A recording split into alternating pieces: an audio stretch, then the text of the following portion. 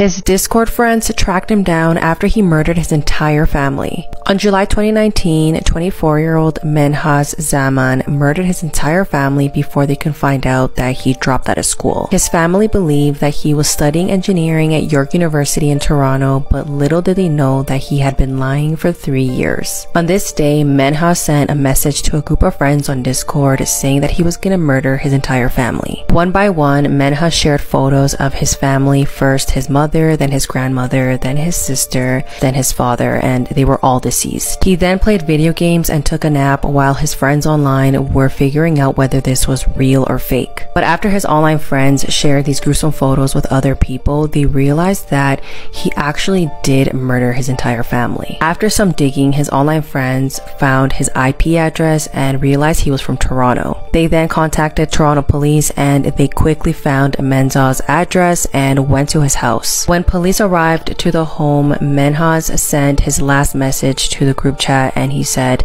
"Police are here, goodbye." The bodies of his entire family were lying around the house and he confessed that he did this because his graduation was approaching and he didn't want his family to feel ashamed that he didn't finish school. The autopsies revealed that Menhaz struck each one of his family members with a crowbar and then cut their throats. Menhaz was sentenced to life in prison and is eligible for parole in 40 years. This is the disturbing case of the body at the bottom of the pool. In 2011, 36-year-old Marie Joseph was enjoying a day out at a local swimming pool in Massachusetts. During the day, she actually went down a water slide and collided with a little boy. She had seemingly hit her head, and the boy decided to go and tell some lifeguards what happened. He actually told 2 separate lifeguards. The first one told him that he was on his break, and the second lifeguard just evidently did not follow this up.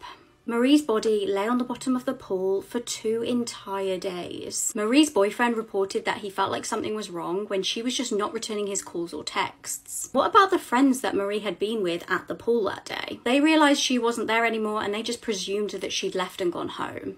2 health inspectors reportedly visited the pool and found that the water was incredibly cloudy. They believe that this played a major role in why her body was undiscovered, just laying under the water for days. This is what happened to this fiancé that went missing 6 days before her wedding day. On September 8th, 2009, 24-year-old Annie Lay vanished while attending Yale, where she studied pharmacology. Not only was Annie completing graduate school, but she was also working at Yale's Animal Research Center. On this night, Annie's roommate became extremely worried when she failed to come home. Her roommate immediately reported Annie missing, and when police took a look at the surveillance footage, Annie was seen entering the animal research building at around 10 a.m. but was never seen leaving. When police entered the lab that Annie was in, they found her personal items, but she was nowhere to be found. At first, investigators believed that Annie got cold feet and ran away because her wedding was in a couple of days. But when investigators discovered that 24-year-old lab technician Raymond Clark was the only person who had access to Annie's lab room that day, they started to take a closer look at him. Investigators began looking into all the data from everyone's access cards, and they discovered that not only did Annie not leave the building that day, but she also entered room G13 and she never left that room either. But that's not all. They also noticed that Raymond used his access card 55 times that day to go in and out of the labs. Bloodstains, Raymond's DNA, and a piece of clothing that Annie wore on that day were also found in the lab room. And a few days after Annie's disappearance, the building began to smell like human decomposition. Cadaver dogs led investigators into a restroom in front of the lab room, and Annie's body was found behind a toilet inside a panel. And get this, Annie's body was found on the same day that she was supposed to get married. It's believed that Raymond took Annie's life because he wanted to be with her and because her wedding was coming up. Raymond was sentenced to 44 years in prison without the possibility of parole. This is the tragic death of once K-pop's most famous Flower Boy Face group member. This is Kim Won-sung. He was only 19 and he was in a group called Energy. They were once a popular boy group in the late 90s to the 2000s. In In June of 2000, the group went to China to do a performance. And it was in China where people believe that Kim contracted a virus. Yes, this happened in 2000, not 2020. It's only been a couple days since they came back and Kim was complaining about a sore throat. He thought he had a cold but needed to go to the hospital, and his members were making fun of him like, haha, you're going to the hospital for a cold. And it was at the hospital where his health deteriorated really quickly. He complained about not being able to breathe, and within 3 days of being at the hospital, he went into a coma. He couldn't breathe on his own, so he was on machines, and doctors told the family that he most likely will have to live like this for the rest of his life. So the family made the tragic decision to cut the life support. Kim tragically passed away on June 15th, only less than 2 weeks from the performance. They believe that he contracted SARS and influenza in China, but people weren't alerted till later on. His body was cremated and can't do an autopsy, so they believe that this is the most likely cause of his death.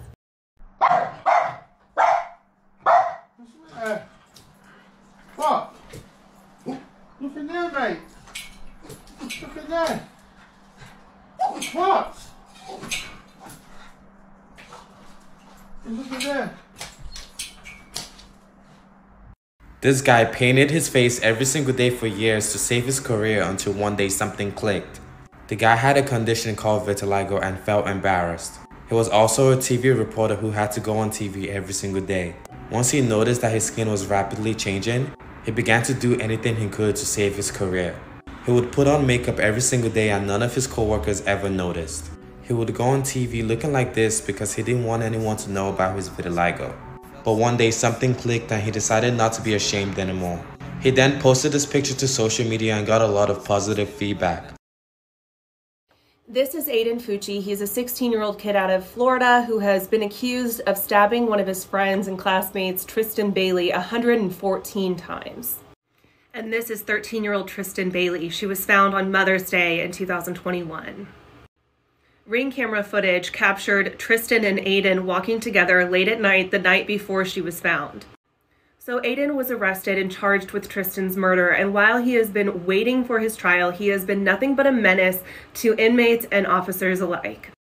His trial was actually expected to start today, but this morning he changed his plea to guilty and admitted that he is responsible for Tristan's death.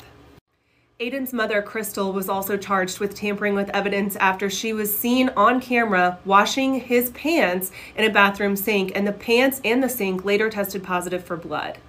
Which just begs the question, how far would you be willing to go to help your child get away with such a heinous crime? For the full story on this case, you can go listen to episode 68 of the Mama Mystery podcast. The heart-wrenching story of 13-year-old Tristan Bailey. Hi, my name is Ethan, and trigger warning, this is a dark case. To describe Tristan Bailey was a girl who never met a stranger. She had a great relationship with her friends and family and never seemed to step on anyone's toes. On May 9th, 2022, which was Mother's Day, she was discovered face down in the woods. What shocked police was she had 114 stab wounds, which shows that this was not just a moral random act of violence, this was something more personal. Police were even more shocked when they found that the perpetrator was Aiden Fuji, who was just a year older than Tristan. Police eventually found and did arrest him, and for some reason he still had his phone on him when he was in the back of the police car, and that is where he posted a Snapchat story that stated, and I quote, "Hey guys, has anyone seen Tristan lately?" This just shows how little he cares about the entire situation, and the trial keeps getting postponed, but if he is convicted, he could receive up to 40 years in prison.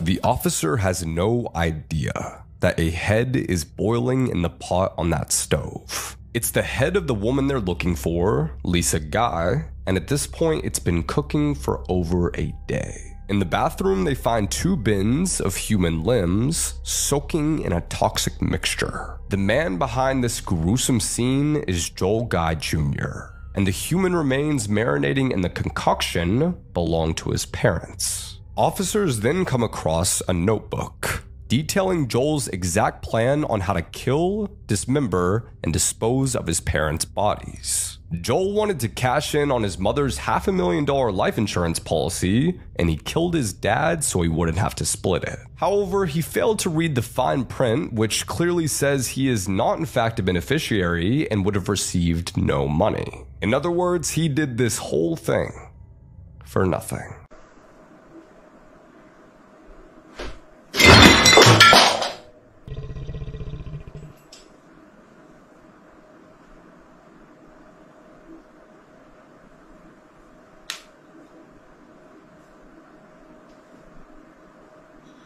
tiptoe through the window, by the window, that's where I'll be. Come tiptoe through the tulips with me.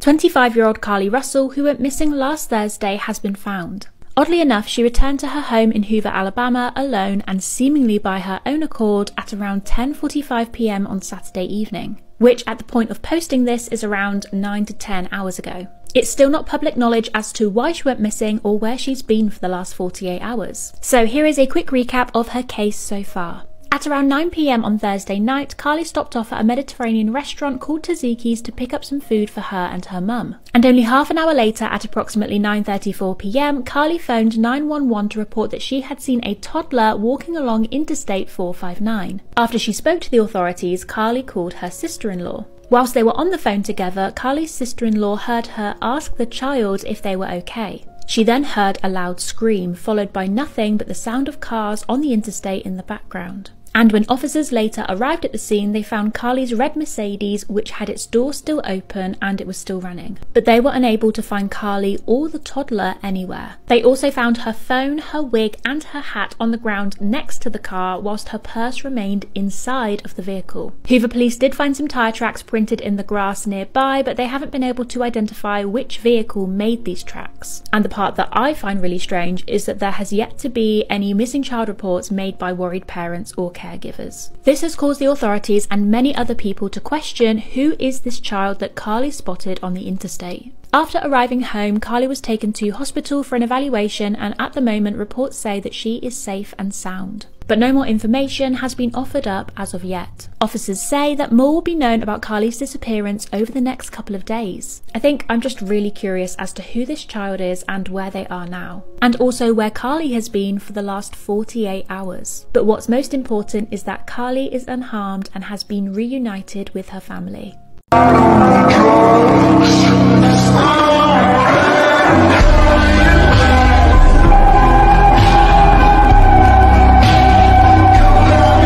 Some breaking news, this is Aiden Fuji's new mugshot. I don't know if it's protocol to shave their head or not. He has been booked in the Sewanee Correctional Institution, and this is the fastest that an inmate has ever been transferred and booked. This is where he'll spend the rest of his life, as he deserves. Other than that, let me know your guys' thoughts in the comments below, and I will keep you guys updated. Baby Burger, one of the most traumatic, atrocious, and disturbing cases of the deep web. It all starts with a security camera pointing towards a street where a woman is seen walking with her baby. We know it is a baby because the mother gave her statement to the police about what happened that time.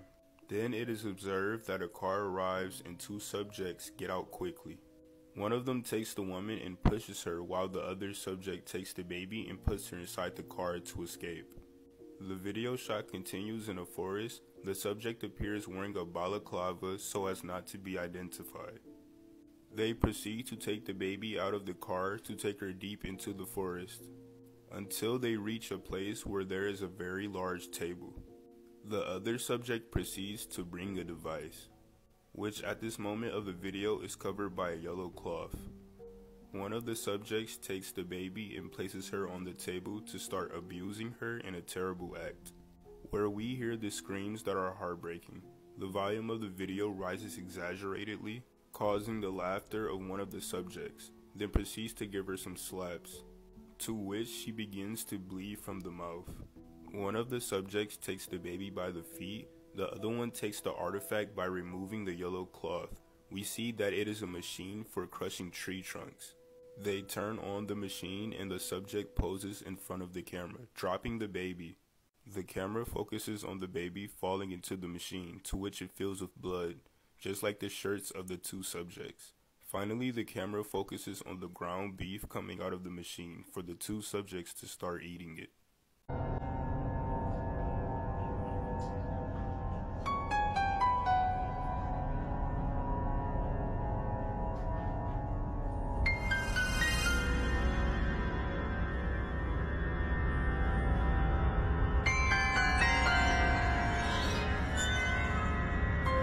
But it exploded, and they were both found dead. She must have been out of her head.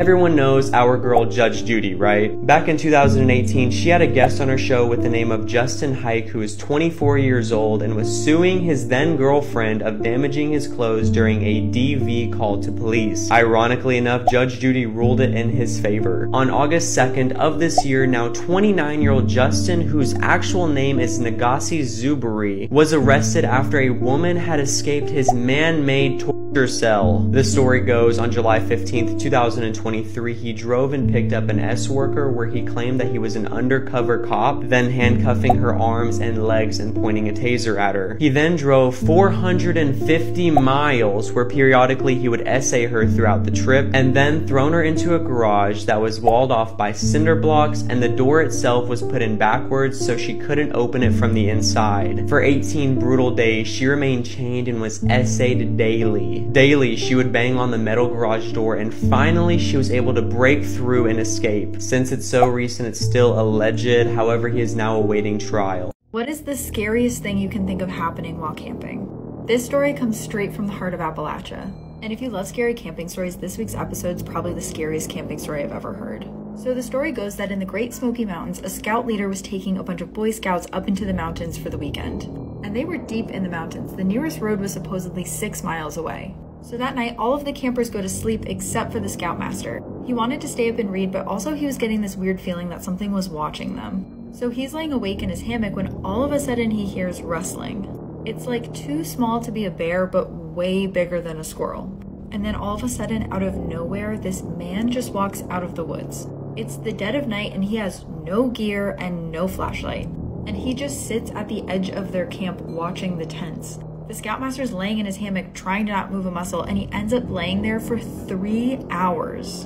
And all the while, he's thinking about how he was just reading about feral people living in the Smoky Mountains. Eventually, the guy gets up, stares at the camp for a few more minutes, and turns around and leaves. The scoutmaster makes everyone leave that next day, but he keeps getting the feeling that someone's watching him the whole rest of the weekend. I have a bunch of episodes that have different scary camping stories, so check them out. This is still one of the craziest true crime stories I have ever heard of. Greg Flanagan was described as a kind and compassionate man. His friends said that he would not only give the shirt off his back, he would also give the shoes off his feet. Greg lived in Lafayette, Louisiana, but he would often travel to Beaumont, Texas. I know I said it wrong, go ahead and correct me in the comments, for work. He and his brother had started an oil company that was massively successful. So during the weekends, he would travel home to be with his wife in Lafayette, and then he would go back to Beaumont during the week and stay at the Elegante Hotel. Greg was very much a creature of habit. Anytime he got to his hotel room, he would crank up the AC, get a couple candy bars because he had a sweet tooth, lay on the bed and watch TV and smoke a lot of cigarettes. And every morning he would call his wife on his way to work. Any change in this schedule would be very unusual. On September 16th of 2010, Greg's wife did try calling him when he should have been on his way to work. When he didn't answer, she knew something was very wrong, so she tried calling his coworkers, hoping that maybe he had gone into work early that day, but when they hadn't seen him, she asked that they go to his hotel room and check on him. And when they got to the hotel room and knocked on the door and there was no answer, they knew something was very wrong. They had the hotel manager open up the door, and that's when they found Greg's body. Police started investigating immediately. This is where the case gets super weird. The hotel room didn't look like there had been a struggle inside. Greg still had his ring. He still had his wallet, which had $1,000 cash inside of it. So robbery was very quickly ruled out. The rest of the guests were interviewed and nothing seemed amiss. None of the other guests said that they saw or heard anything. So police started checking into Greg's past and seeing if there was someone that was out to get him, but there just wasn't anybody. Greg was someone that got along with everyone and he was just kind. As far as Greg's body, it seemed perfectly intact. Apart from an abrasion on his cheek, it looked like he got out of bed and fell down and he got rug burn on his cheek. So not long into this investigation, his body was released to the coroner, and this is where things get even weirder. Apart from the abrasion on his cheek, the coroner only noticed a small abrasion on his scrotum. But once he looked deeper into Greg's body, he saw severe trauma. The coroner said that he only saw trauma like this in victims of car accidents or if something very heavy had fallen on somebody. He had a laceration on his liver, he had several broken ribs, and he even had a hole in his heart. The coroner said this could only have happened from a severe beating. And yet the outside of Greg's body looked completely fine. I'll get into more in part 2. Give me a couple of minutes to film it and get it up. It'll be down in the comments. I'm back with another video, and today I'm going to be covering the case of Keeley Bunker. And this case is one of the many reasons I don't trust anybody. As you can see, she was a very young, beautiful girl, full of life, and she was only 20 years old when she was murdered by her childhood friend. She was born September 7th, 1999, and at the time of her murder, she was looking for a position as a teaching assistant, and she was described as being a very lovely and caring individual.